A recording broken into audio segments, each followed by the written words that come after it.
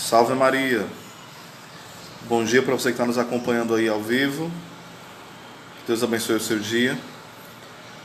A palavra de Deus, lá em Lucas 6, fala que o Senhor escolheu os que Ele quis.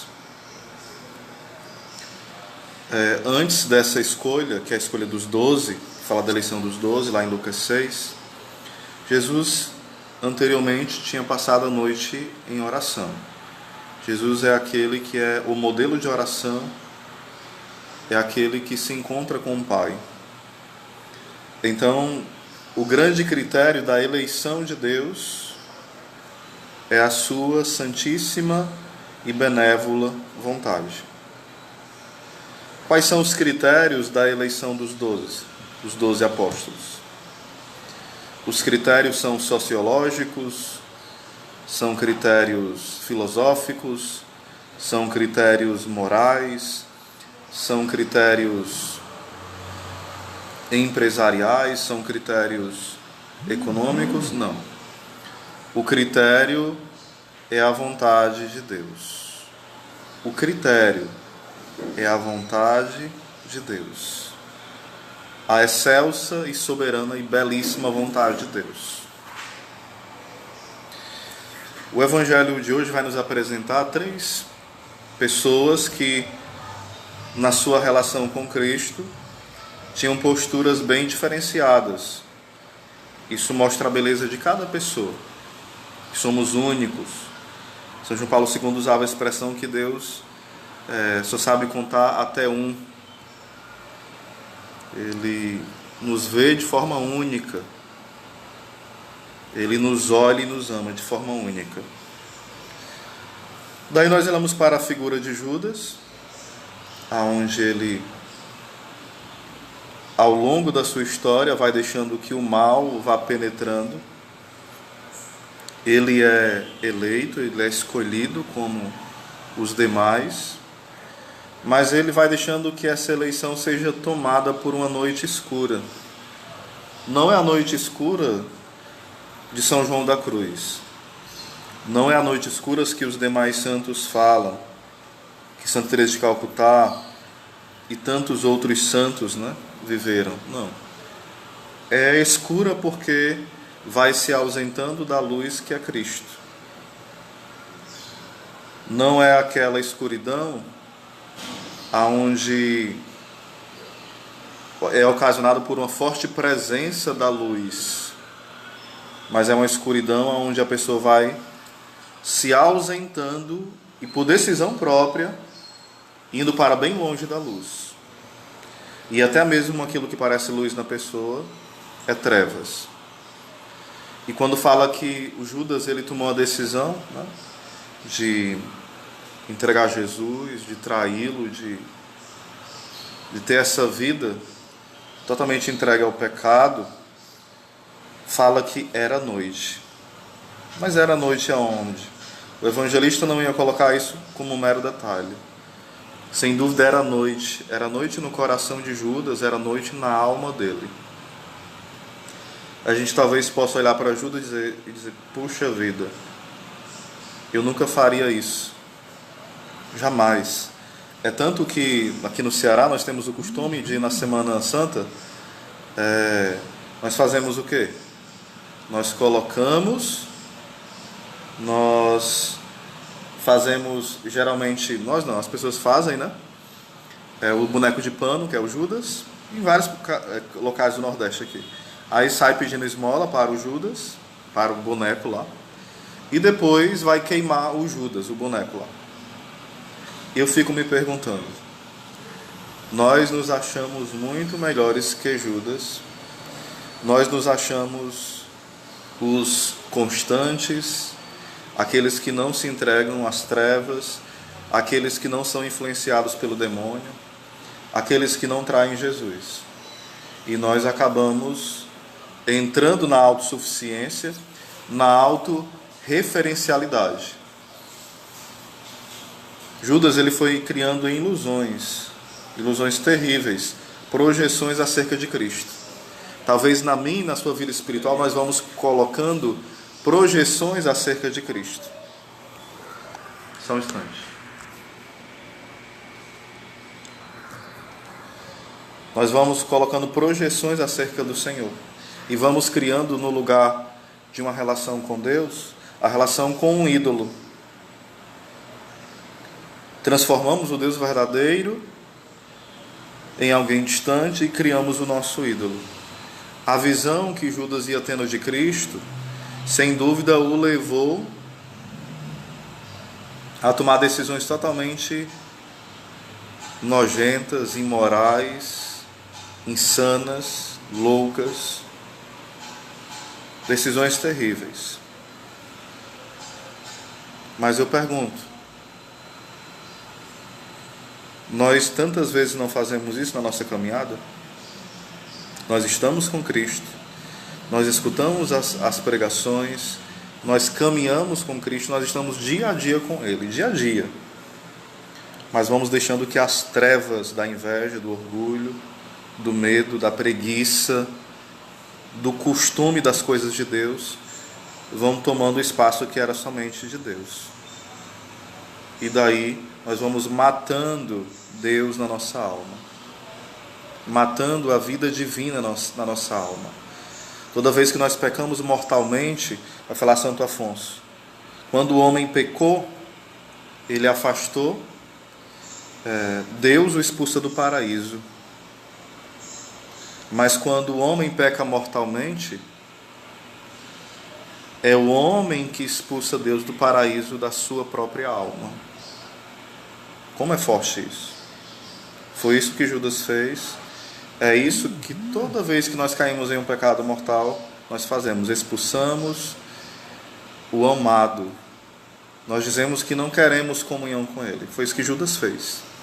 Você já fez isso alguma vez? Expulsou Deus do seu coração pelo pecado mortal?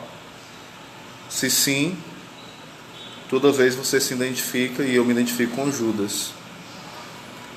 Traímos o Senhor. O beijamos como amigo, mas o tratamos como inimigo dentro de nós. O externo não condiz com aquilo que é interno. É interessante que Jesus ele molha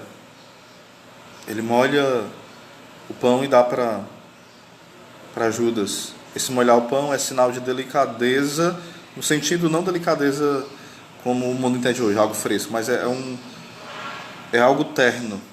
É algo que o pai faz com os filhos mais novos, com aqueles filhos mais prediletos, mais necessitados, vai tendo esse carinho especial, ou com um amigo especial, né? E ele faz isso com Judas, para dizer, eu sou teu amigo. Não se coloque como inimigo, eu te quero como amigo, e eu te amo. Porque na vida com Deus, quem são os amigos de Deus? São aqueles que Deus ama. Deus se decidiu, mesmo aquela pessoa sendo inimiga dele pelo pecado mortal, pela apostasia, pelo ateísmo, por tantas coisas, Deus se decide ser amigo dele. Mas existe um outro tipo de amizade. A amizade de João Evangelista, São João Evangelista. Ele reclina o seu ouvido no peito do Senhor. Quando nós lemos o Evangelho, ele fala que todos abandonaram Jesus. Mas depois nós olhamos para a cruz de Cristo e vemos Nossa Senhora, as mulheres piedosas e João. Ou seja, foi um abandono temporário, ele teve que retornar. Talvez pelo método exegético crítico tenha outras conotações nessa explicação, mas eu vou dimensionar no lado espiritual, certo? Não cronológico, não exegético. João ele está ali aos pés da cruz. O que nos faz pessoas fortes, firmes e de pé? Está com o nosso ouvido. Assim como fala no livro de Oséias, que Deus chama a sua esposa para ir para o deserto para falar ao seu coração. Ou seja, Deus inclina o ouvido. Olha, preste bem atenção. Deus inclina o ouvido dele no peito do homem. Lá no livro de Oséias, ele fala que ele inclina. Lá em Isaías 51, em algumas traduções Isaías 50, fala que porventura está a mão do Senhor encolhida para não nos abençoar? Está os seus ouvidos surdos para não nos ouvir? Aí fala o profeta Isaías, não. São os nossos pecados que causam a barreira entre nós e Deus. Os ouvidos do Senhor se inclinam para nós. É o que São João Crisóstomo chama de condescendência divina. Deus que desce para estar junto conosco e se faz um de nós e assume tudo. Assume o nosso pecado. Ele não se torna pecador. Mas São Paulo fala algo muito forte, que seria considerado heresia se não fosse o grande São Paulo, e se não fosse um texto aprovado e inspirado, né? Ele fala que Deus se torna maldito, que Cristo se torna pecado, se torna maldito por amor a nós. Então Deus se inclina para estar com o homem, inclina seu ouvido no peito do homem, para ouvir as batidas do coração do homem. Só que na ceia acontece outra coisa. Não é mais Deus que se inclina para o homem, mas é o homem que coloca o seu ouvido no peito de Deus. O Verbo se fez carne e habitou entre nós. São João Evangelista, representando toda a humanidade ali também, ele faz essa devolutiva. Santa Faustina e Santo Agostinho falam que o primeiro te amo, quem deu foi Deus. E nós devolvemos. O próprio São João Evangelista confirma isso antes, né? Ele fala que Deus nos amou primeiro. Não fomos nós que o escolhemos, mas Ele nos escolheu. Porque era costume naquele tempo que os mestres eram escolhidos pelos discípulos. Mas Jesus faz diferente. Ele escolhe os seus discípulos. Ele não é escolhido primeiro. Ele não é amado primeiro. Primeiro Ele ama. Primeiro Ele elege. Primeiro Ele escolhe. E São João, representando ali toda a humanidade, em especial toda a igreja, ele inclina-se no ouvido do Mestre. E por isso, diferentemente dos outros, ele está ali aos pés da cruz.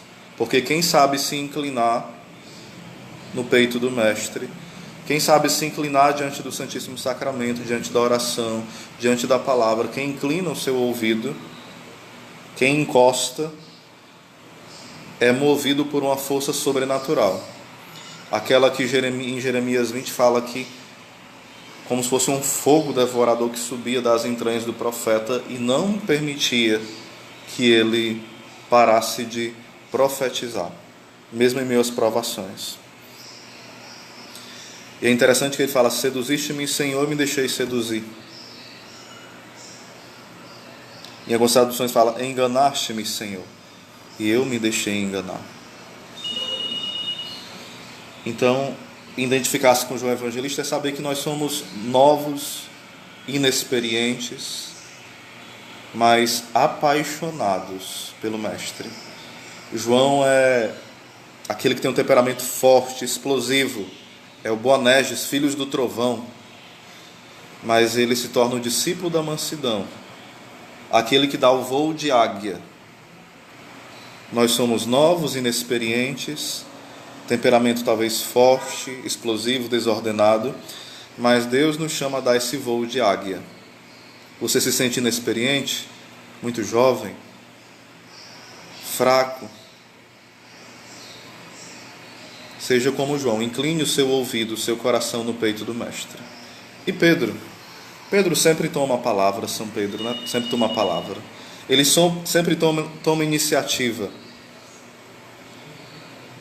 Mas ele fala algo que ele vai para onde Jesus for. Ele fala que vai dar a vida pelo Senhor. Mas aqui eu queria colocar uma pergunta. Por que diante da cruz Pedro fica com medo? Ele se apavora? Diante de Jesus que é preso, ele nega. Primeiro porque ele precisa ser humilhado. Porque Deus quer papas humildes. Deus quer não só papas humildes, mas padres humildes, bispos humildes, que primeiro confiam em Deus e desconfiam de si mesmos. Se Pedro nunca tivesse caído, Isso são probabilidades, isso aqui não é doutrina, teologia, né? A gente é meditação pequena, débil, mas se Pedro nunca tivesse caído, seria bem mais difícil. Não seria impossível, mas seria bem mais difícil ele ter compaixão dos outros que iriam cair ao longo do caminho, iam cair feio. Então, aqueles que experimentam a sua condição de queda, eles conseguem se abaixar para elevar os outros. Você já experimentou várias quedas na sua vida? Que você se empolgou, falou que nunca ia cair, nunca ia trair o mestre, nunca ia esquecer, ia dar a vida por ele? Talvez muitas vezes. E talvez inúmeras vezes nós caímos nos mesmos pecados. Traímos o Senhor. Alguns falam, né, que... Por que Pedro estremece diante daquelas perguntas? Porque Pedro queria morrer como herói. E ele queria que Jesus morresse como herói. Mas morrer na cruz, ser amigo de um maldito, porque tudo que era levado ao madeiro era considerado maldito, né? As pessoas tinham vergonha de dizer que era parente de um familiar que foi crucificado. Queriam apagar essa história. Então Pedro ser conhecido como amigo de um homem crucificado. Alguém que perdeu a cabeça, tudo bem, herói. Alguém que morreu de outras formas, herói. Morreu ao fio da espada, mas na cruz, como um imoral, como um rebelde, como um fracassado, como um criminoso, ser amigo desse homem. Mas é assim que Jesus é nosso amigo. Como fala São Paulo, quando nós ainda éramos pecadores, Deus nos amou, Deus nos ama. Deus escolheu o criminoso Oséias Oliveira, o ladrão, que tantas vezes quer roubar a glória dele. Deus escolheu o soberbo, o nada soberbo, como fala São João da Cruz, o Oséias, o João, o Francisco, a Mariana, o José, o seu nome. Deus escolheu você, fraco, soberbo, cheio de crimes escondidos, não crimes civis, mas crimes maquinados contra o outro, tantas mortes, o seu coração que parece mais um cemitério e o meu também. Deus te escolheu assim. Mas Pedro não. Pedro, ele não quis escolher aquele que ia ser julgado pelo povo dessa forma, pelas pessoas. Eis a minha pergunta, eis a pergunta. Você também escolhe ser amigo dos pecadores?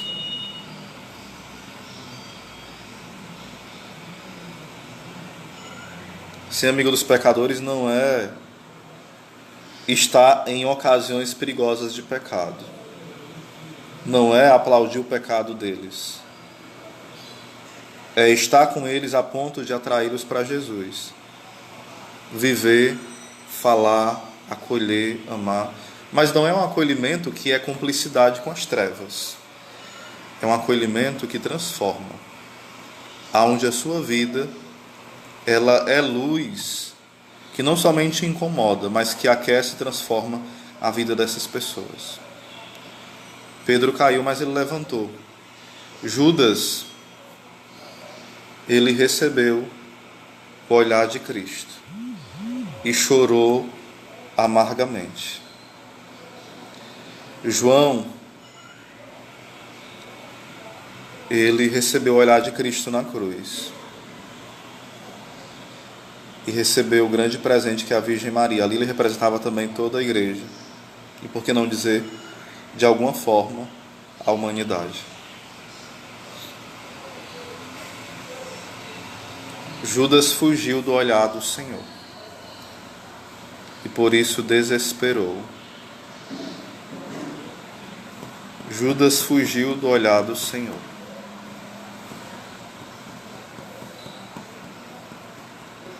Eu queria fazer só duas perguntas. Você tem olhado para o Senhor e se deixado se olhar por Ele? ou você tem fugido do olhar do Senhor?